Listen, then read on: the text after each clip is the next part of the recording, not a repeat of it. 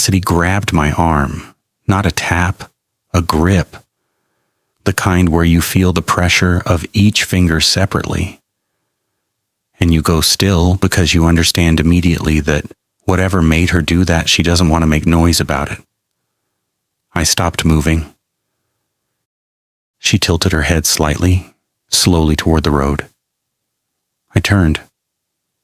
The pickup was right there, 30, maybe 40 feet behind us.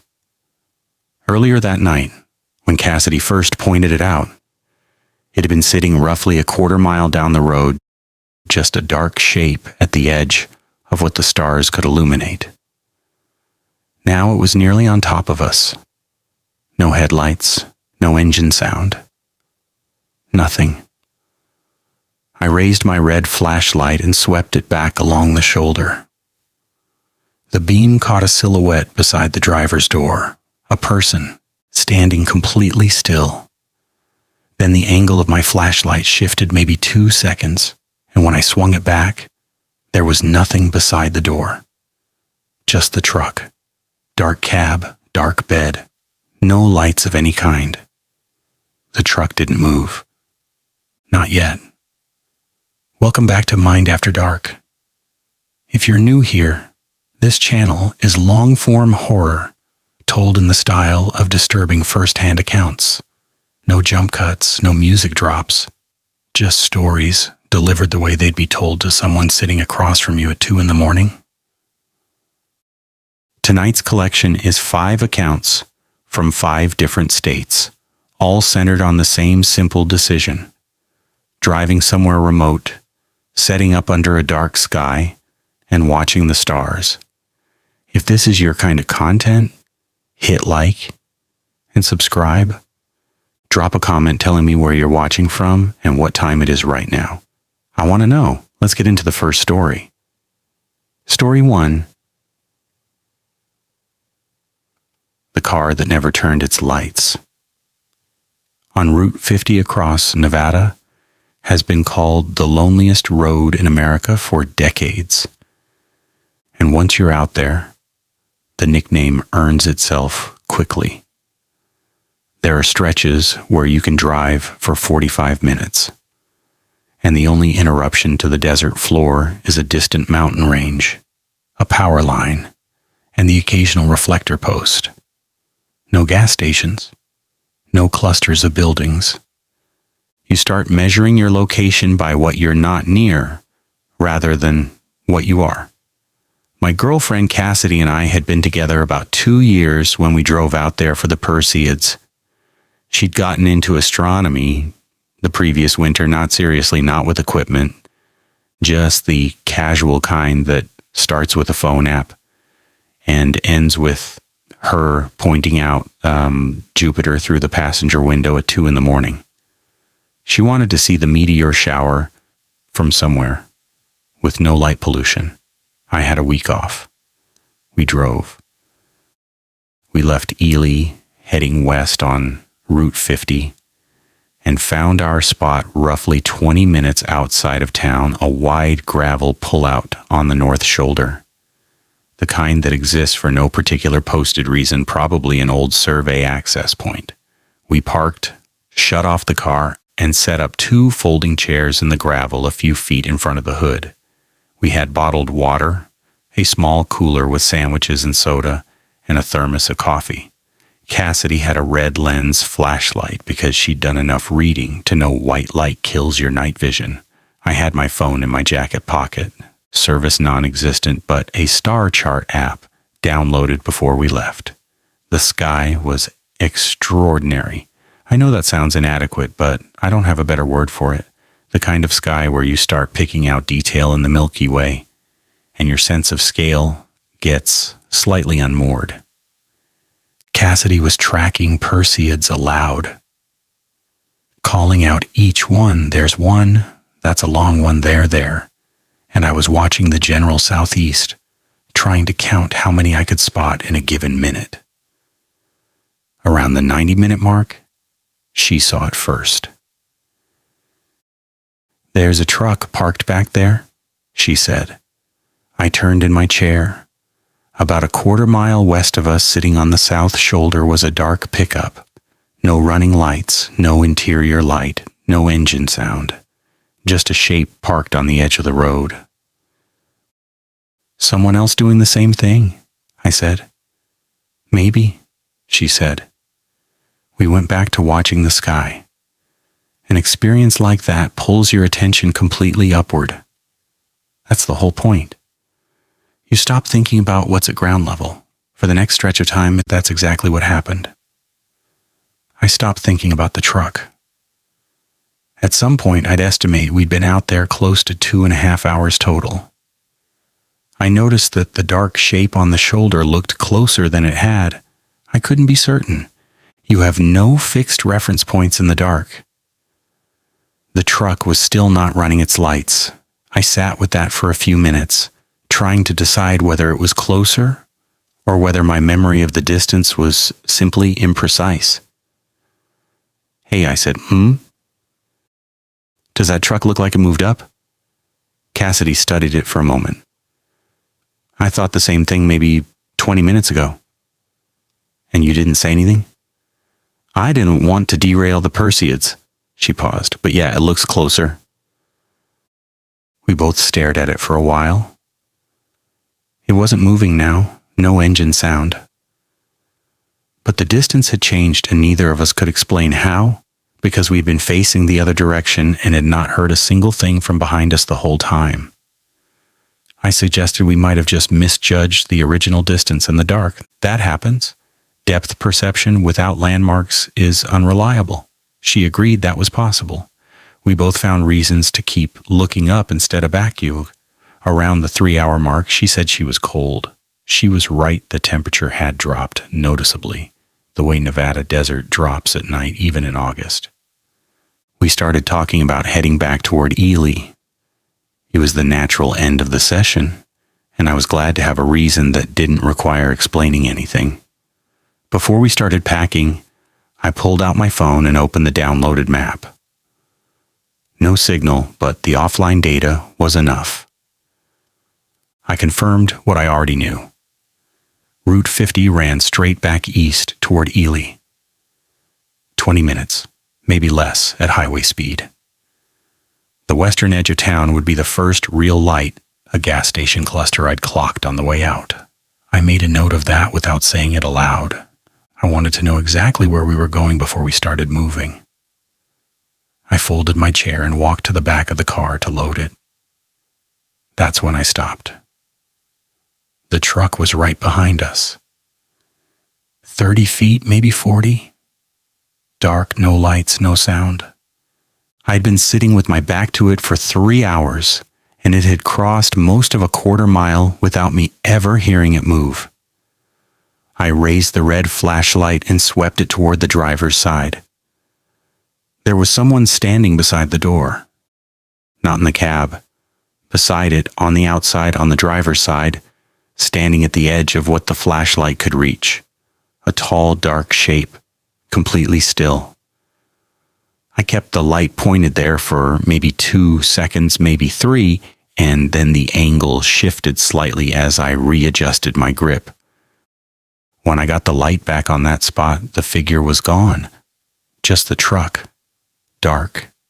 Silent. I loaded the chair in about 4 seconds. I told Cassidy levelly that we needed to get in the car. She heard something in my voice and didn't ask questions. She was in the passenger seat before I had the back door shut. I got behind the wheel, started the engine, and pulled out eastbound. I brought us up to 60 quickly and kept accelerating. Cassidy had turned in her seat to look back through the rear window, and I watched the mirror at the same time. For a long moment, nothing. Then, in the mirror, no headlights, but a shape, low and wide, pulling out from the shoulder onto the eastbound lane behind us. "Is that it?" Cassidy asked. "Yeah." "Why doesn't it have its lights on?" I didn't answer. I pushed us to 70. The shape in the mirror held pace. Still no headlights, no running lights. Just a mass of darkness keeping our distance. I watched it every few seconds, enough to know it was still there. Not so much that I drifted. The road was straight and flat, and I could see everything there was to see, which was mostly nothing except the truck behind us refusing to turn its lights on. Cassidy watched it too. At one point, she said quietly, "It's staying exactly the same distance." And I said, "I know." And that was most of the conversation. I kept watching the road ahead for the first signs of Ely. The minutes felt longer than they were. Then the first structures appeared, building shapes on the western approach to town. And then the canopy lights of a gas station visible ahead on the right. I pulled directly under the lights, without slowing much, parked under the fluorescent canopy, and sat there. In the mirror, the truck rolled by without stopping, no headlights, windows dark, maintaining speed. And then it was east of us and gone into the night. We sat under those lights for a while without saying much. Eventually, Cassidy said she wasn't sure what to make of it. I told her I wasn't either. Someone had been patient enough to sit out there in the dark for well over an hour without a single light on. I never found out what they were waiting for. The next account came from a woman in her early 30s who drove out to West Texas with her younger brother and his friend. What she describes is not loud. It's quiet and specific, and it stayed with her longer than anything louder would have. Story 2. He knew which car was ours. My brother Tomas and I have been going out to dark sky sites together since we were teenagers. He's 3 years younger than me, and somewhere around age 16, he got serious about at first a pair of decent binoculars, then a 4-inch refractor he paid for himself, mowing lawns, then a proper equatorial mount by the time he was in college. I never went that deep into the equipment side, but I like being out there. I like the quiet, the temperature, the feeling of having an actual reason to be awake at midnight on a weeknight.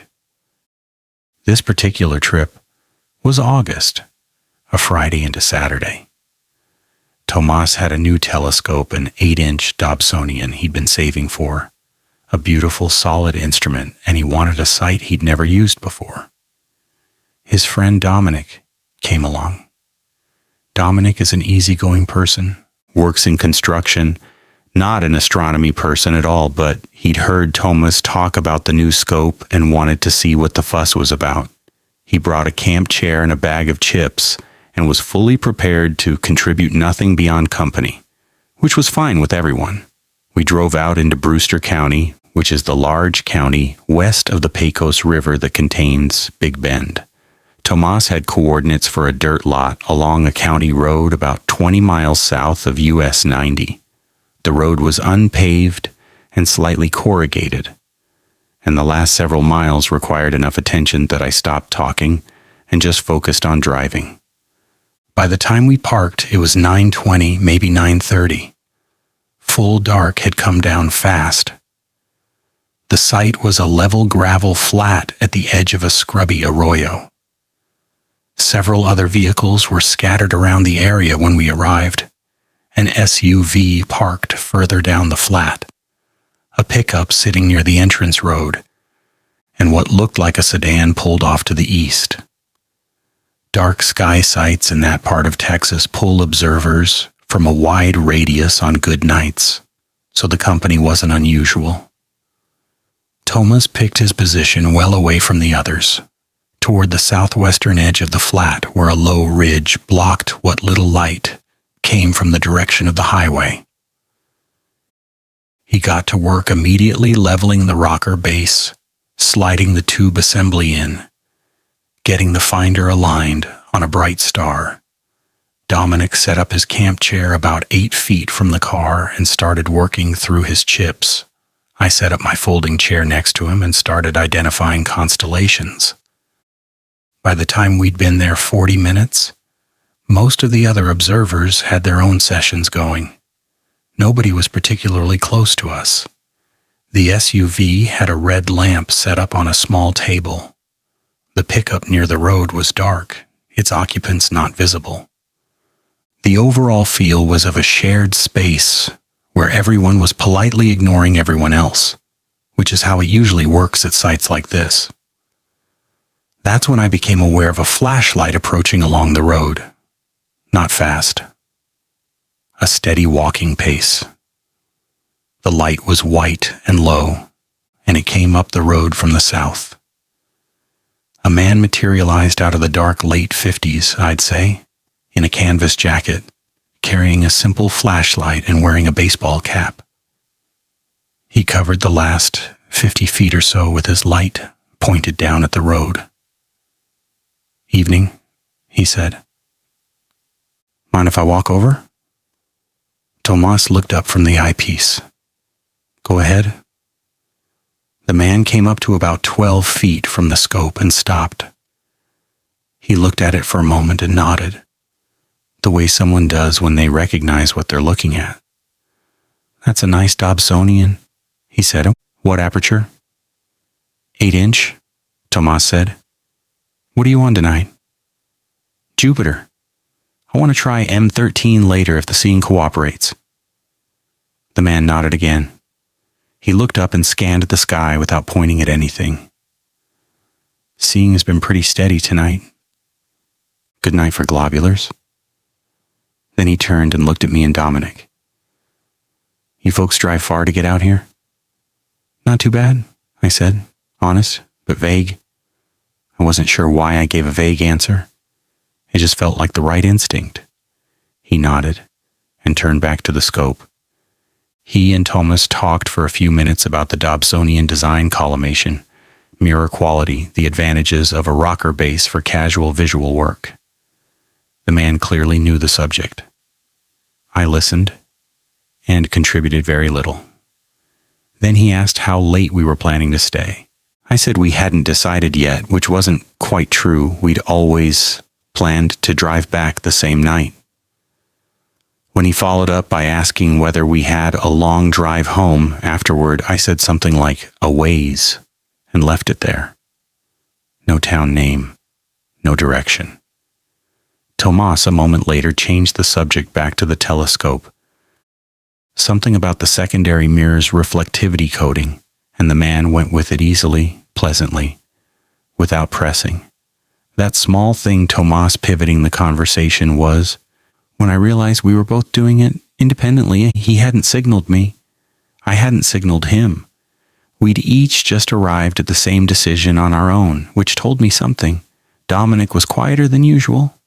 He wasn't showing discomfort exactly, but he'd stopped working through the chip bag and was watching the conversation the way you watch something you haven't fully figured out yet. The man asked whether we came out to this area often, whether we had a regular spot closer to wherever we were based. I said we tried different sites. He asked if the Dobsonian was new, and Tomas said it was. And for a minute, the conversation went back to something easy: aperture, mirror quality, what kinds of objects. The scope handled best. The man talked about a globular cluster observation he'd made years ago on a night with exceptional transparency. How the outer stars had resolved into individual points all the way to the core. It was the kind of detail that comes from real experience. And for about a minute I thought, he's just someone who was already out here and walked over when he saw the scope. It's a normal thing. People do it. Then Dominic said casually, "I'm going to grab my jacket." He didn't say where his jacket was. He just pushed up from the camp chair and stood. Before he had taken 2 steps before his direction meant anything, the man's eyes moved directly to our vehicle, not a scan of the flat, not a glance at the several other cars parked around the area, directly to ours, specifically. He watched Dominic cross to it and pull the rear door open, and then he said pleasantly, "Good idea grabbing another layer. Temperature's going to keep dropping." Nobody had told him which car was ours. There were other vehicles on that flat. He hadn't been standing with us when we arrived, hadn't watched us unload from that specific car, or if he had, it was from a distance and in the dark, before he'd walked over. The manner of it was what stayed with me. He hadn't looked around and made a reasonable guess. His eyes had moved before Dominic's path made anything clear. The conversation went a few minutes more. Thomas kept his responses brief. I answered what was asked directly and didn't add anything. When the man finally said it had been a pleasure and turned back down the road, we watched him go without speaking. His flashlight moved at the same steady pace he'd arrived with. In 2 minutes, it was gone past the bend. We packed shortly afterward, quietly and without discussing why. Tomas handled the scope. Dominic passed him the dust cap and the secondary cover without being asked, notable, given he'd never touched astronomical equipment before that night. At one point I checked the rear door he'd opened for his jacket. It was latched properly. I held it for a second anyway, then moved on. On the drive out, we covered about 5 miles before anyone spoke. Then Dominic said from the back seat, he never asked which car was ours. The next account is from Colorado, a father and daughter, a ridge overlook, and a flashlight on a slope that should not have been able to reach the tree line in the time it did.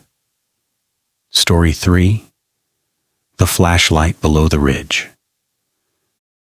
My daughter Nora was 15 the summer of this trip, which puts it about 4 years ago now. She'd been into astronomy since middle school, star charts, library books, the works, and she'd been asking me for most of that year to take her out to a genuine dark site with her refractor.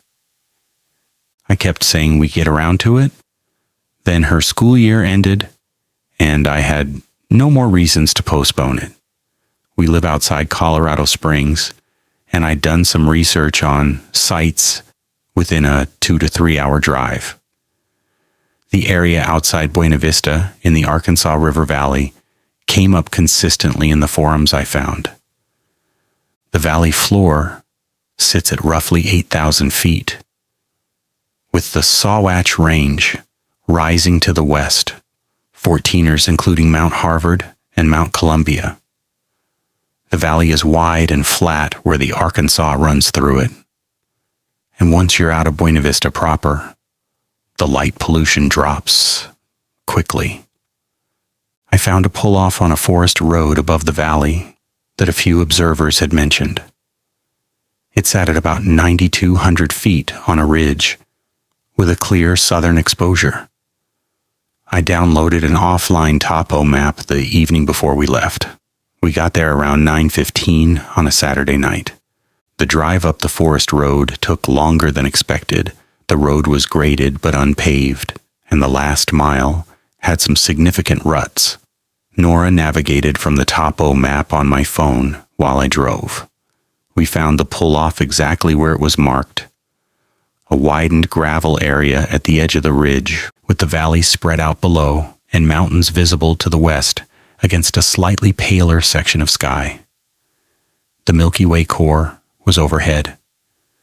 Nora found it almost immediately after I turned the headlights off and let our eyes adjust. She set up her refractor on the tailgate extension mat we'd brought along, and I set up my folding chair about 6 feet from the vehicle and got out the red flashlight and the field guide. By all indications, we were completely alone on that ridge. We stayed at the scope and charts for about an hour and 20 minutes without incident. Nora walked me through finding M8, the Lagoon Nebula, and then we spent a long time on Albireo, a double star in Cygnus, with a startling color contrast, one component gold, one distinctly blue. I remember her describing the colors to me while I looked through the eyepiece, and thinking that she'd gotten very good at this, better than she let on. A little before 11, she said, "What's that light on the slope?" I sat up in my chair.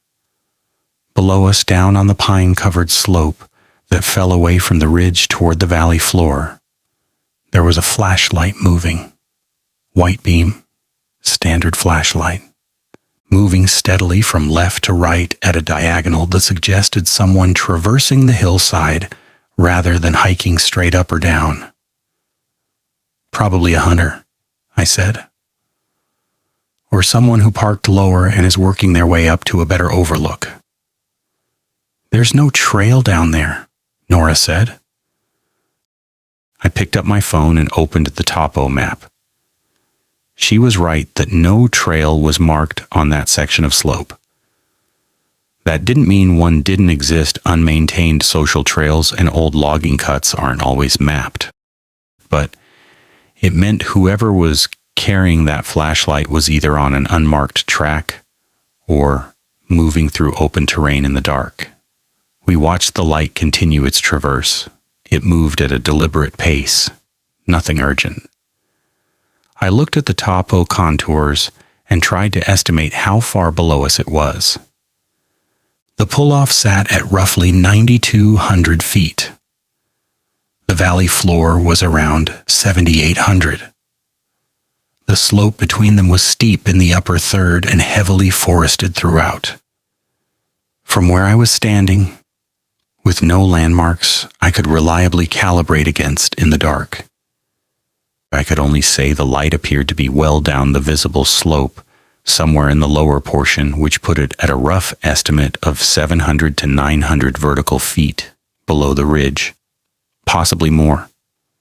I had no precision in either direction. What I did have was the topo. The contour spacing in the upper section said what I already suspected from one prior daytime visit. The final stretch, before the ridge flattened, was steep enough that even a fit hiker on a maintained trail would slow considerably at night. There was no maintained trail. How long would it take to come up from there? Nora asked. I said I didn't know exactly. It would depend on the terrain and whether there was any kind of track to follow.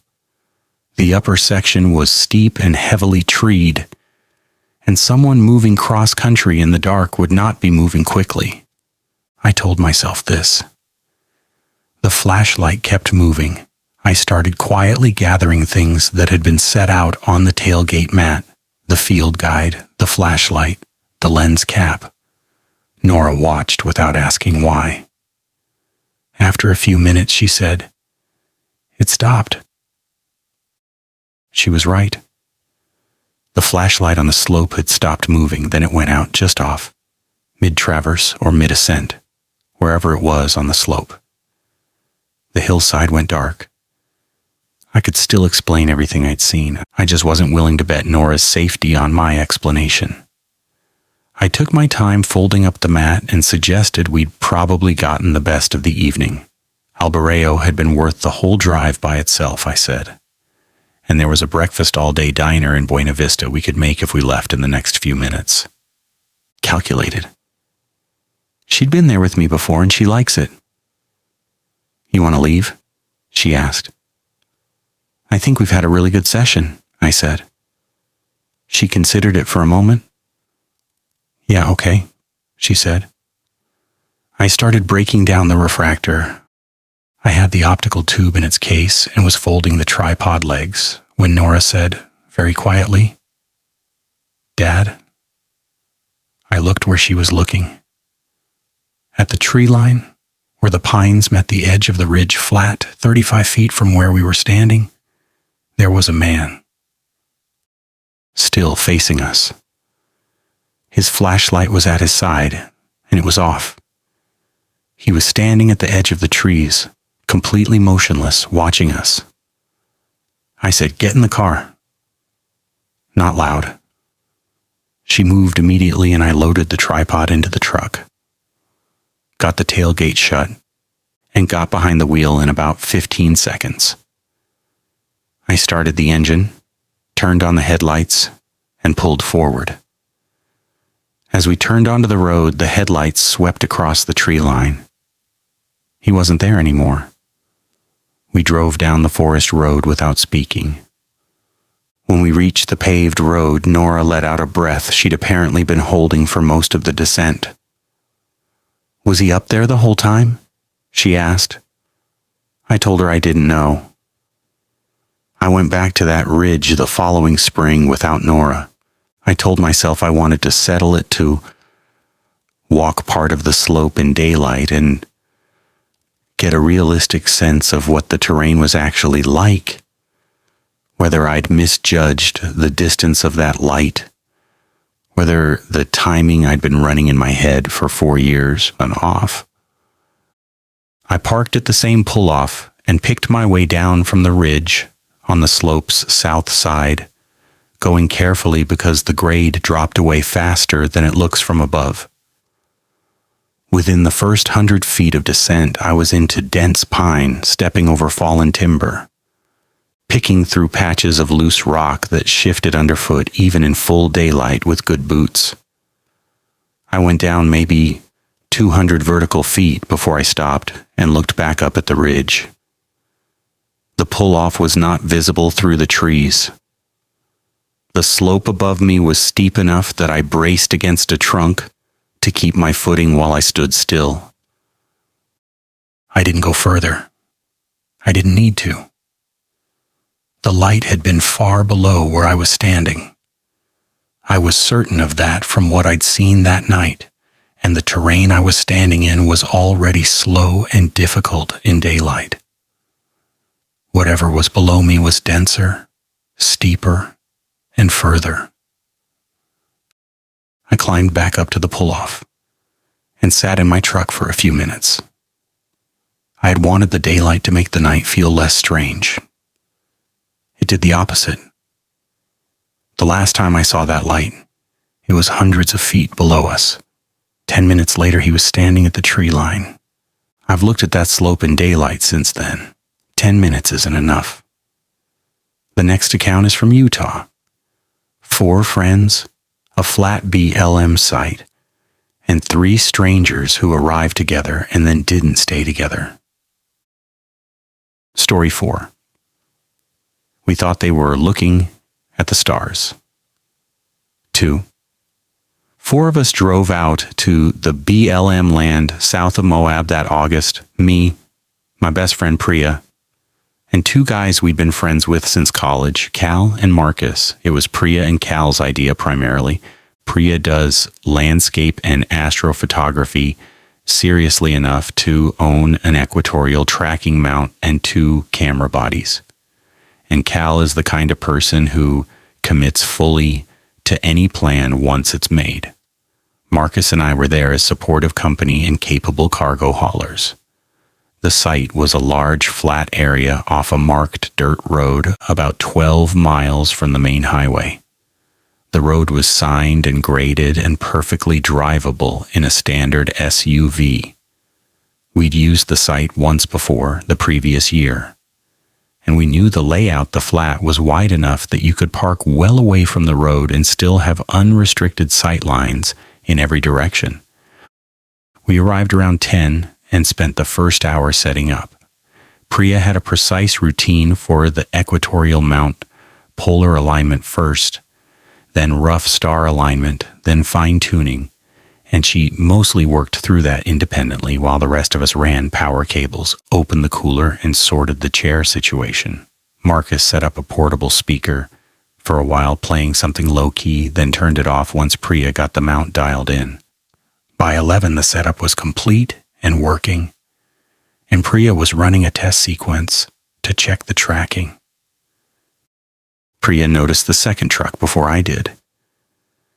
She came over to where I was sitting and said, very casually, "Truck just parked about 100 yards northeast."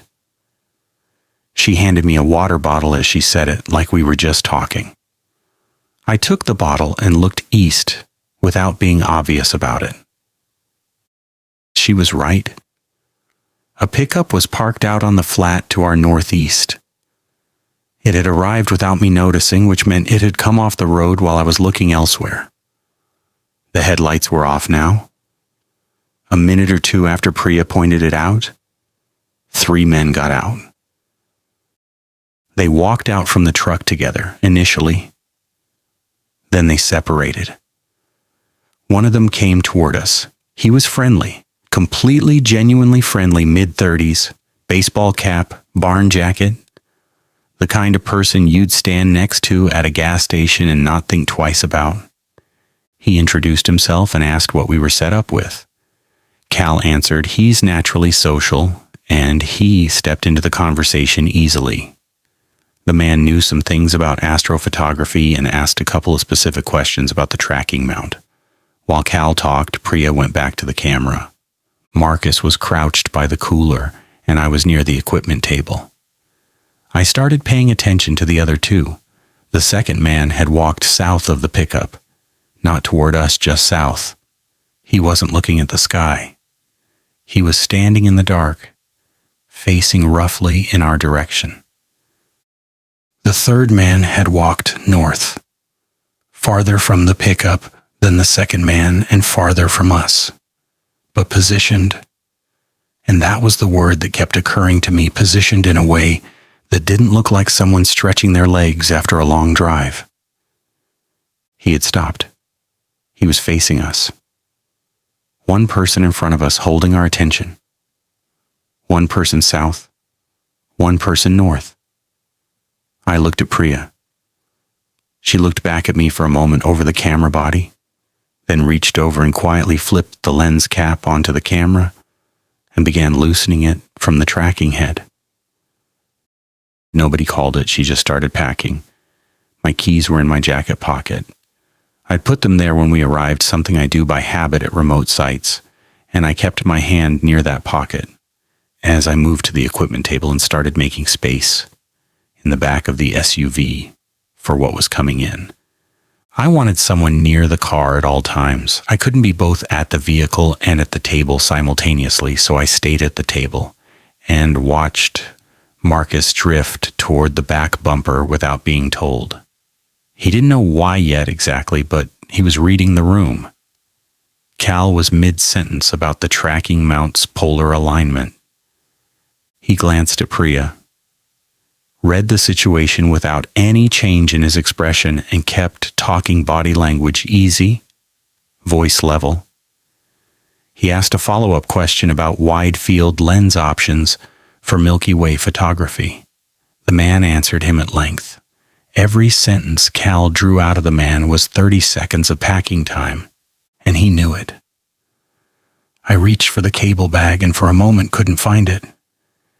It had ended up behind the folding table instead of on top of the cooler where I'd left it, and I spent a few seconds working out where it had gone, keeping my movements unhurried while I searched. Priya, without looking at me, passed me a camera case across the table with one hand, while she worked the mount release with the other. I took it and set it in the cargo area. Marcus checked the back of the SUV and started to ask whether we needed to make a second trip for anything, then answered his own question quietly. There was a folding stool we'd brought that wasn't worth the extra 30 seconds. He left it. I lifted the equatorial mount head 12 or 14 pounds and transferred it into its padded case without the care I'd normally take. Good enough. Then the man from the south walked toward the vehicle. Priya saw it. She told me an hour later when we were well down the highway. He drifted toward the rear passenger side of the SUV. He put his hand on the door handle. He pulled once the door was locked, and then he withdrew his hand and walked back toward the second man. No change in his posture, no hurry. 4 or 5 seconds total. She kept it to herself because she thought naming it out loud would change the dynamic in a way that wasn't going to help anyone. Cal wound down the conversation naturally. He said something about getting the polar alignment sorted before the seeing degraded, and the man said that made sense and hoped we got some good frames. He turned and walked back toward the pickup. We loaded the remaining equipment in about 3 minutes. No running, no raised voices. I got behind the wheel, shifted into reverse, and realized the parking brake was still set. I dropped it without saying anything and backed out. Nobody commented. As my headlights swung across the flat, they caught all three men briefly. They were standing near their truck, watching us leave, not setting up any equipment, not looking at the sky, just watching. We drove out to the highway. Priya told us about the door handle after we were safely on the main road. Marcus said nothing for a long time. Cal stared out the window. I don't know what they intended. I only know that the way they spread out north, south, and center, one man keeping our attention forward stopped looking accidental once Priya told us about the door handle. The last account is from Oregon. One person, no company, and a photograph taken more than an hour before he noticed anything at all. Story 5. The red light near my telescope. I've been doing this for about 12 years. I'm not a professional astronomer, I work in software. But this is serious amateur work, not casual backyard observing. I own an 8-inch Ritchie-Creechan optical tube assembly on a go-to equatorial mount. A set of quality eyepieces in a hard, foam-lined case. A laptop for mount control and plate solving, and a dedicated astronomy camera for imaging. I've put in probably 200 to 300 nights at dark sites over the last decade, most of them solo. I also usually run a second camera alongside the telescope setup. It's a standard DSLR body on an ordinary fixed tripod with a wide-angle lens, 14 millimeters, fast, f2.8, pointed roughly north-northeast to capture sky, horizon, and foreground together in the same frame. I set it to an interval timer and let it run, taking 30-second exposures back-to-back throughout the session. That night, I aimed it to include a recognizable cluster of sage on the northern end of the flat and a shallow wash I use as a secondary reference, maybe 100 yards beyond it, 2 landmarks I can identify later when I'm reviewing frames and want to orient the composition. It requires almost no attention once it's running. It's not a security camera. It's just something I run in the background. The site was a dirt pullout on a BLM road east of Bend in the Oregon high desert, 2-lane paved highway, then about 7 miles on a maintained gravel road. Then the pull out a wide flat spot where someone had placed 2 tire bumpers years ago, mostly buried in the gravel now. I'd used it twice before. Good southern horizon, minimal light dome from Bend to the west. Enough room to park and set up without feeling cramped. I arrived around 8:45. I had the mount polar aligned, the optical tube seated, the go-to controller running through its alignment sequence, and the laptop connected by 9:30. I was planning to spend the night on deep sky objects in Perseus, open clusters primarily, because the seeing looked excellent and I was in a visual observing mood rather than imaging. The temperature was already dropping, the way high desert drops even in summer, and I had my insulated jacket on within the first hour. For approximately the first 2 hours, nothing unusual happened. I moved through targets methodically. The seeing was as good as I'd hoped. I had good views of the double cluster in Perseus. 2 open clusters sitting close enough to share the same low-power field. A few hundred stars resolved between them. I made notes in the log I keep on my phone. I went back to the truck once for a second thermos cap of coffee and once to swap out the dew heater battery. Routine session. Everything quiet. At 11:15, I became aware of a red light to my north. Red lights are standard at dark sky sites. Every experienced astronomer uses them because they preserve night vision. If you see a red light at a remote location, the automatic assumption is that it belongs to someone who knows the protocol. My first response was simply to note it. It appeared stationary, positioned well beyond the dense sage patch I knew to be about 50 to 60 yards from my setup. That put the light somewhere past that reference point. I couldn't say how far past. 100 yards, perhaps more. I took it to be another observer somewhere on the far side of the road or in the scrubland beyond, and went back to the eyepiece. What struck me around 11:35 was that the light hadn't moved. Most observing sessions involve some walking, adjusting the mount, checking charts, going back to a vehicle. A fixed red light held in the same position for 20 minutes was unusual enough to pull my attention back. I looked up and found it again. Still there. Still stationary. I waved my own red flashlight toward it, the acknowledgement astronomers use at shared sites. Nothing came back. No wave, no answering blink. I called out, "Hello?" Nothing. I told myself the explanations. A headlamp left on while someone had gone back to their tent. A red indicator light on a piece of equipment. I went back to the eyepiece, but I was tracking the light in my peripheral awareness in a way I hadn't been before. Around 11:55, I looked north and checked its position against the sage patch I knew. It had moved. Or rather, I couldn't tell you whether it was 80 yards from me or 100. Distance estimation in the dark against a featureless desert floor is unreliable. What I could tell was that it was no longer sitting where I first thought it was, well beyond that sage cluster.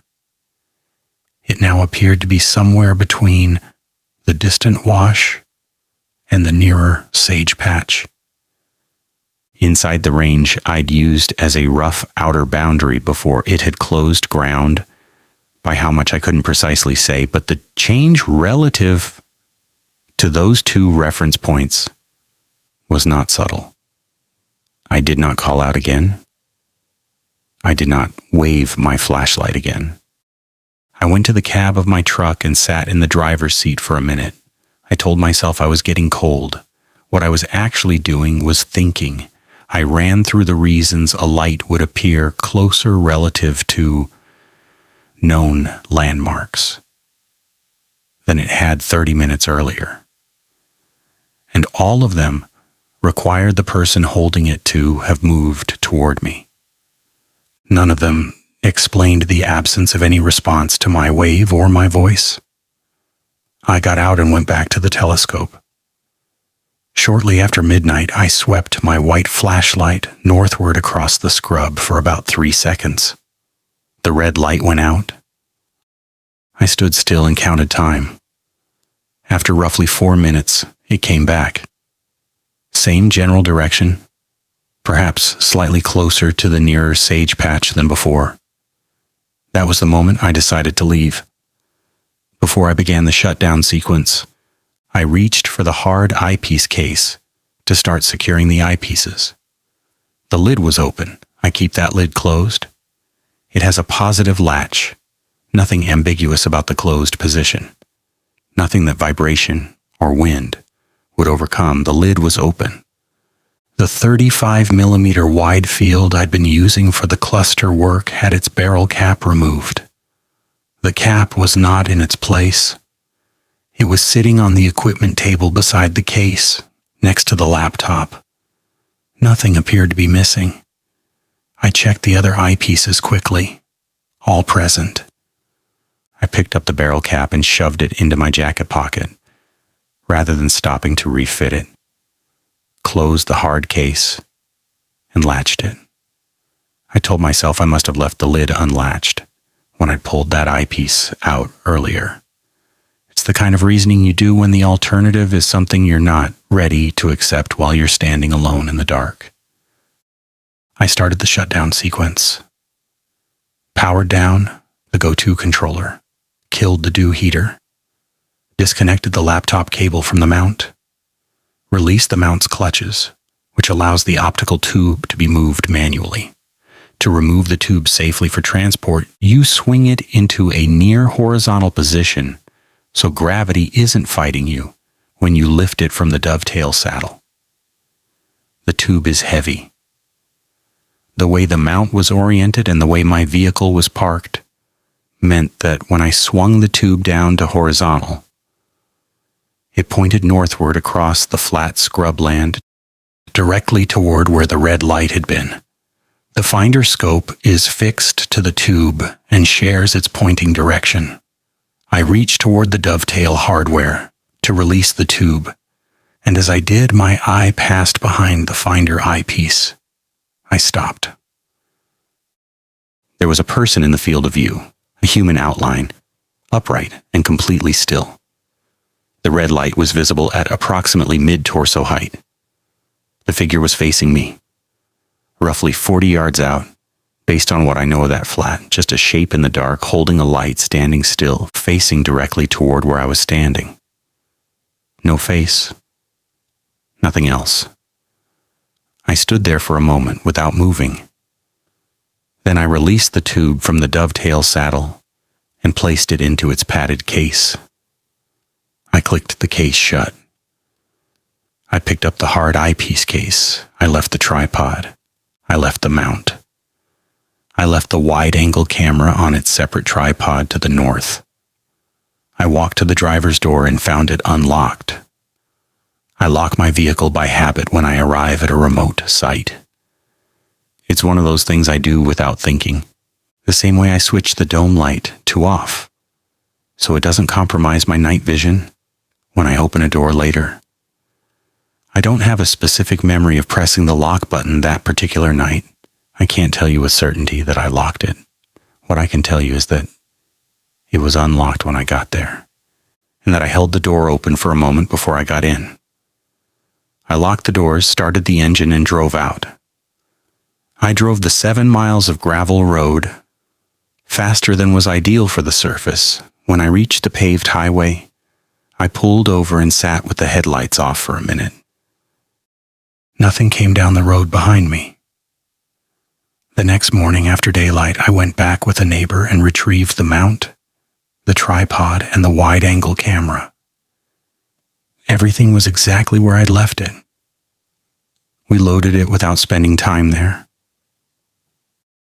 That afternoon, I brought the hard eyepiece case inside to sort the equipment properly.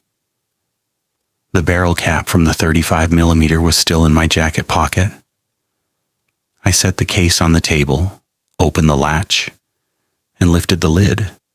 The case has a row of fitted cutouts for the eyepieces themselves, and alongside that row, set into the foam, there's a narrow accessory recess just wide enough for barrel caps, a cleaning cloth, small odds and ends. That's where the displaced cap normally lives when it's not on an eyepiece. I reached toward that recess to drop the cap back in. Something was already in it. A cheap blue disposable lighter, translucent blue plastic, the ordinary convenience store kind. Nothing written on it. No markings of any kind. I set it on the table and looked at it for a while. That recess is narrow and recessed below the foam lip of the main cutout row. When I'd found the case open in the desert and grabbed the cap off the table, I hadn't looked into it. I'd been frightened and moving fast, and I'd latched the case without inventorying every corner of it. The lighter had probably been sitting in there the entire time. I don't smoke. I don't carry lighters. 3 weeks later, I reviewed the frames from the north-northeast facing wide-angle camera. Several hundred images covering the full session Perseus and the surrounding constellations, drifting slowly across the upper portion of each frame. The foreground, sage dark and motionless below. I went through them sequentially on my laptop. In the frame time-stamped 9:47 p.m., there is a red blur in the lower foreground. I know that flat well enough to identify the dense sage patch I'd used to frame the composition roughly 50 to 60 yards from where I had been set up. It's a reference point I can locate without guessing. The red blur is on the near side of that patch, between the camera and the sage, inside that distance. I did not consciously notice the red light until 11:15. The 9:47 frame was taken more than an hour before that. I don't know whether it moved away and came back, or whether my sense of distance had been wrong all night. I only know that while I was looking through the telescope, somebody had been close enough to open my equipment case. And I never heard them. 5 accounts, 5 different states, 5 different nights.